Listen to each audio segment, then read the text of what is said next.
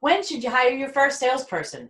This is one of the toughest questions for an entrepreneur to answer, and there are several reasons why it's so difficult.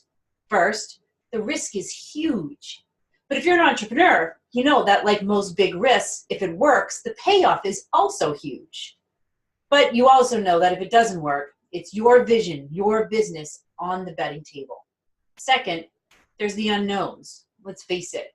When it comes to people, it's not quite an exact science. Who is the ideal person? What should you have them focus on? What's it going to cost? Will you be even able to find them? Will they want to work for you? Do you have enough leads to keep them busy? What's the strategy and how are they going to help to execute it? How should you pay them and how much should you pay them? Third, you have to consider the odds. You have a 50-50 chance of hiring the right one who will be successful. Because study after study, year after year, shows that barely 50% of salespeople make quota. And despite the amount of tech and training, you might have better odds of winning at the blackjack table than hiring a successful salesperson. Finally, the math can be a little bit scary too, making this question hard to answer.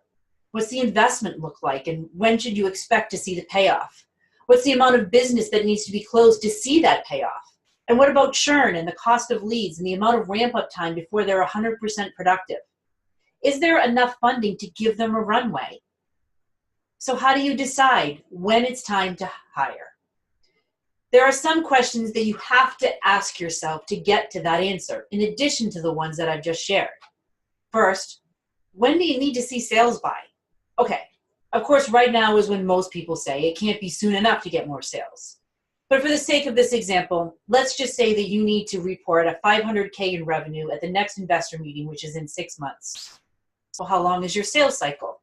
If you've been doing the selling up until this point, add another 20 or 25% in time for a salesperson simply because they don't have the same passion, drive, knowledge, connections, or credibility that you do as the founder or executive. So if it took you 3 months, it'll probably take them at least 4 months, if not more, to do the same thing. And given that it takes an average of 3 months for a new hire to ramp to full productivity, that's 7 months. And you should have hired someone a month ago if you need to report revenue in 6 months. Which brings us to question number 2. How long will it take you to find the right person? Let's say it takes you a month, conservatively, to find a qualified candidate. Now your timeline is up to 8 months. And if you find the right person, how long will it take to actually hire them? It's a tough market right now to find new sales hires. And that's for companies who are well known. This is where speed is going to be a major factor for you. If your process takes more than 2 weeks, you're going to be likely to miss out on some of the best hires in the market.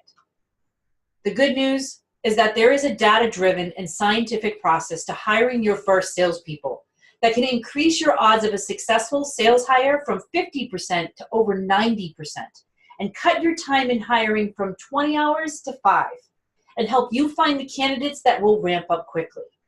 To answer all of these questions and more, we will teach you the steps to a predictable and repeatable sales hiring process, worksheets on how to calculate the financial costs and ROI, as well as access to tools for when you're ready to hire, where you can start to find your next sales hire that's going to get you to the growth that you're looking for. Till then.